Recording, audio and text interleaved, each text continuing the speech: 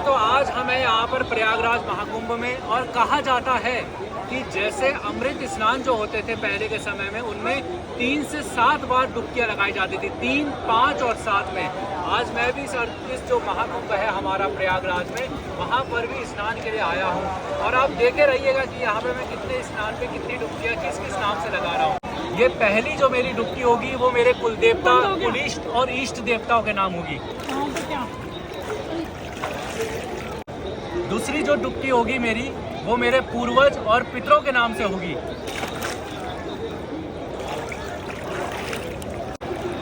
जो मेरी तीसरी डुबकी होगी वो मेरे जितने सगे संबंधी जो नहीं आ पाए इस महाकुंभ में, ये डुबकी मेरी उनके नाम से है। चौथी डुबकी मेरी YouTube, Instagram और Facebook के सभी दोस्तों के नाम से लगा रहा हूँ। और ये मेरी 5वीं डुबकी, ये मेरे खुद के नाम से, जो मेरी अंतरात्मा की चेतना है, मेरे अंतर का देवत्व जो जागृत है, उसके नाम से। दोस्तों, वैसे बात सही है कि आज महाकुंभ में कई लोगों को बहुत सारी जगहों पर स्नान करने के लिए संघर्ष करना पड़ा, मेहनत करनी पड़ी। लेकिन बात तब आती है कि जिस प्रकार हमारे वहाँ अमृत महाकुंभ, जब यहाँ पर अमृत मंथन हुआ था, जब देव और दानवों का बहुत ज़्यादा मंथन हुआ था, तब वहाँ से एक कुंभ निकला था, कहीं ना कहीं कुंभ यानी अमृत निकला था। और उस समय वहाँ की जो बूंदें थीं वो 4 जगहों पर गिरी।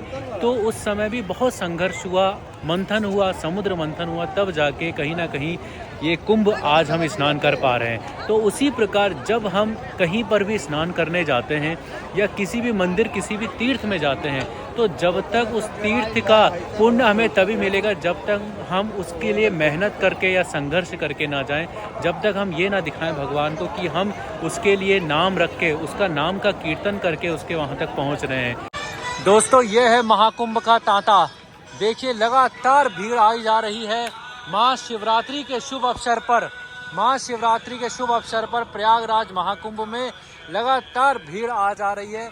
और ये महाकुंभ जो है वो 144 साल बाद आ रहा है, तो इसको देखते हुए और ज़्यादा भीड़ अपने पूरे भयंकर रूप में यहाँ पर आ रही है। दोस्तों, आज हम भी महाकुंभ प्रयागराज में आए हुए हैं और कई लोग कह रहे हैं कि यहाँ पे भीड़ बहुत है। वो हाँ, ये है कि भीड़ बहुत है, लेकिन अगर आपके अंदर सच में प्रभु के लिए भक्ति है और माँ गंगा से लेकर जो त्रिवेणी हमारी नदियाँ हैं उनके लिए समर्पण भाव है, तो कैसे भी करके आप यहाँ पर तीर्थ में पहुँच जाते हैं। क्योंकि कह रहे हैं कि 144 साल बाद आ रहा है ये महाकुंभ, ऐसा सहयोग। तो कभी कभी ये चीज़ें सहयोग बनता है, तो हमारा भी ऐसा सहयोग बना कि प्रयागराज महाकुंभ में यहाँ पर स्नान के आएँ और माँ गंगा के, माँ यमुना के, माँ सरस्वती के चरणों में अपनी आस्था, श्रद्धा और समर्पण भाव रख सकें। तो आप सभी लोग, मैं लोगों से यही निवेदन करूँगा कि जो भी लोग प्रयागराज आ रहे हैं वो बढ़िया से डुबकी लगाएं, अपने इष्ट के नाम से, कुल देवता के नाम से, अपने पितरों पूर्वजों के नाम से, और उनके नाम से भी जो सगे संबंधी हैं जो नहीं आ पा रहे हैं। दोस्तों, कई लोग कहते हैं कि जैसे स्नान का महत्व तो तब है कि जब आप स्नान करके कोई भी गलत काम नहीं करोगे। देखिए, हमारा स्नान का महत्व सबसे बड़ी यही होता है कि जब आप स्नान करके आओ किसी बड़े तीर्थ में, तो हम अपने सारे पापों को विसर्जित कर देते हैं कि, और भगवान से यही संकल्प लेकर वहाँ से चलते हैं कि भगवान, अब हम जो भी कार्य करेंगे वो अच्छे करेंगे, हमारे कर्म अच्छे होंगे, हम अच्छी सद्गति प्राप्त करेंगे और भगवान हमको आशीर्वाद प्रदान करेंगे।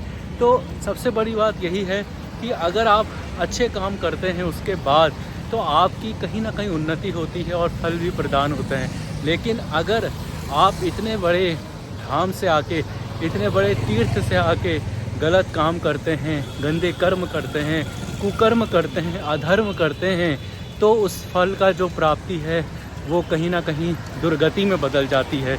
जो आपके साथ में अच्छा होने वाला होगा वो भी कल के दिन गलत हो जाता है। तो सबसे बड़ी बात यह है कि स्नान जो करके आए वो सबसे बढ़िया यही है कि वो अच्छा कर्म करे और सुकर्म करे। कहीं ना कहीं भगवान की प्राप्ति तभी हो सकती है। ये जो स्नान है इसका महत्व तभी हो सकता है जब आपके कर्म अच्छे हों।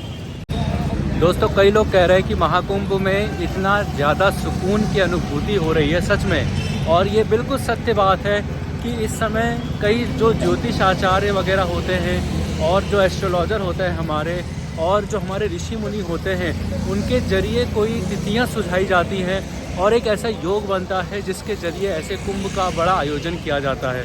और ये बात सच है कि 144 साल बाद जो इस महाकुंभ का लाभ जो उठाएंगे, उनको कहीं ना कहीं सुख समृद्धि की प्राप्ति होगी और बहुत ही अच्छी अनुभूति है। मैं भी स्नान करके आया हूँ तो मुझे भी बहुत अच्छी अनुभूति हुई और बहुत अच्छा लगा मुझे भी कहीं ना कहीं कि इस प्रकार का जो कुंभ है वो देखने को साक्षात ईश्वर की दिव्य अनुभूति होती है, कृपा की प्राप्ति होती है, तो बहुत अच्छा लगता है। और साक्षात शिवरात्रि का दिन है तो इससे बड़ी बात और क्या हो सकती है।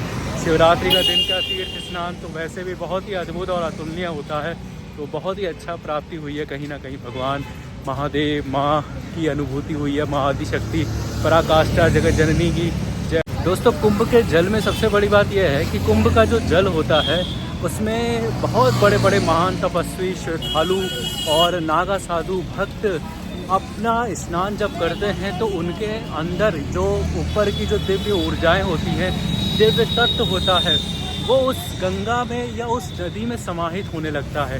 वो जो ऑरा है उसके वजह से, जैसे कहते हैं कि एक मैग्नेट जो होता है वो और जगह की भी चीज़ों को चार्ज कर देता है, या इलेक्ट्रोमैग्नेटिक वेव्स जो होती हैं, या हमारे साइंस में हम कहते हैं जैसे इलेक्ट्रॉन, प्रोटॉन, न्यूट्रॉन, तो वो एक दूसरे को देख के चार्ज हो जाती हैं।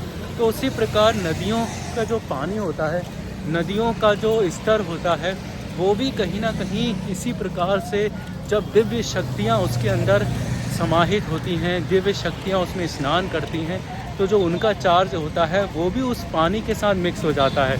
और उस समय जो भी लोग वहाँ पर स्नान करते हैं, उस तीर्थ में स्नान करते हैं, तो उनका जो लाभ है, संतों का लाभ है, तपस्वी का लाभ है, वो उनको भी प्राप्त होता है। तो इस प्रकार की चीज़ें हमारे सनातन धर्म में, हमारे शास्त्र में ये कही गई है।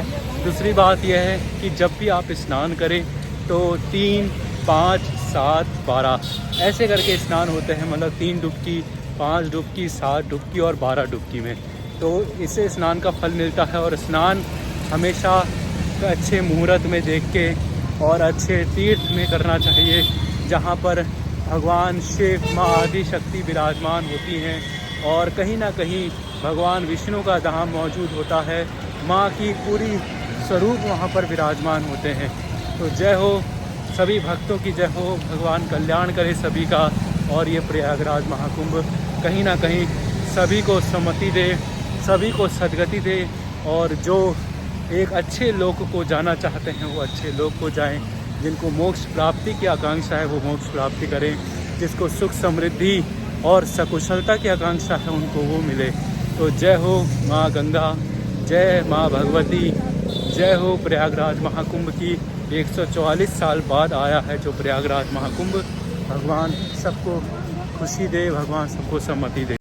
और दोस्तों, सबसे बड़ी बात यह है कि अगर इस महाकुंभ में थोड़ा भी हमें संघर्ष ना करना हुआ, थोड़ा भी हमें मेहनत ना करनी पड़ी, तो कुंभ का फ़ायदा ही क्या है। और कहते हैं कि जब दोनों ने उस चीज़ को घिसा, जब दोनों ने मंथन किया, तो वहीं कहीं ना कहीं समुद्र मंथन से अमृत निकला, और उसी के वजह से आज कुंभ का आयोजन हो रहा है। तो ये चीज़ तो वैसे भी बहुत अच्छी है कि कहीं ना कहीं जो ये संघर्ष है, मेहनत है, इसके वजह से ही हम लोगों को भी ऐसे बड़े आयोजनों का लाभ मिल रहा है। तो बहुत अच्छा लगता है ऐसे तीर्थों में, और ऐसे पुण्य का लाभ सभी को मिलता है। यह है महाकुंभ का क्षेत्र। अब धीरे धीरे महाकुंभ भी अपने चरम पर पहुंच रहा है और खाली होते जा रहा है। जय माँ गंगा। यह है महाकुंभ का क्षेत्र, प्रयागराज महाकुंभ, जो 144 साल बाद आएगा। 144 साल बाद जो प्रयागराज महाकुंभ कहीं ना कहीं अपनी दस्तक देगा और भक्तों के लिए काफ़ी सुख समृद्धि बरकरार करेगा। तो बहुत अच्छा लगता है। जय हो।